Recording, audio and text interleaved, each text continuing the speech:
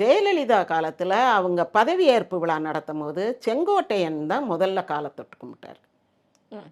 அதுக்கு அடுத்து வந்தவங்களுக்கெல்லாம் ஒரு பயமாக போச்சு. ஐயோ இவர் மேடத்தோட புக்கில் சாஃப்ட் கார்னர் வாங்கிடுவாரோ, அப்போ அந்த குட் புக்குன்னு சொல்லுவோம்ல, அந்த மாதிரி அவங்களுக்கு பிரிய இந்த வேண்டப்பட்டவர் மாதிரி ஆயிடுவாரோ, நம்மெல்லாம் வேண்டாதவங்களாயிருவோமோ, கழுத நம்மளும் விழுந்துருவோமே இவ்வளோதானே அப்படின்ட்டு அவர் விழுந்தவொன்னே எல்லாம் அதுக்கு பின்னாடி வந்தவங்களாம் பொத்து பொத்து பொத்து பொத்துன்னு விழுந்தாங்க.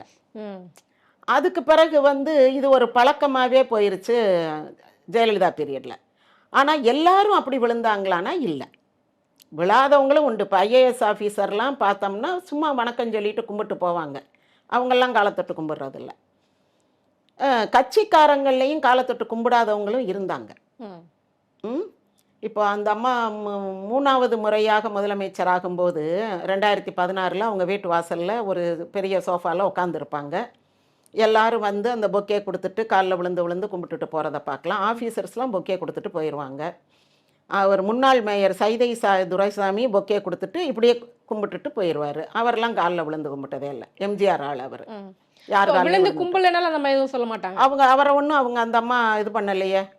அந்த அம்மா கூப்பிட்டாங்க, மேயரை வர சொல்லுங்க, மேயர் கையால் தான் நான் ஃபர்ஸ்ட் பொக்கே வாங்குவேன்னு கூப்பிட்டு விட்டாங்களாம். கூப்பிட்டு விட்டு வாங்கிக்கிட்டாங்க. காலில் விழுந்து கும்பிடணும்னு எதிர்பார்க்கலாம் இல்லை. அப்போ அவங்களுக்கே தெரியும் இவங்க காலில் விழுந்து கும்பிட்றாங்கன்னா ஏதோ ஒரு ஆதாயம் எதிர்பார்க்குறாங்க.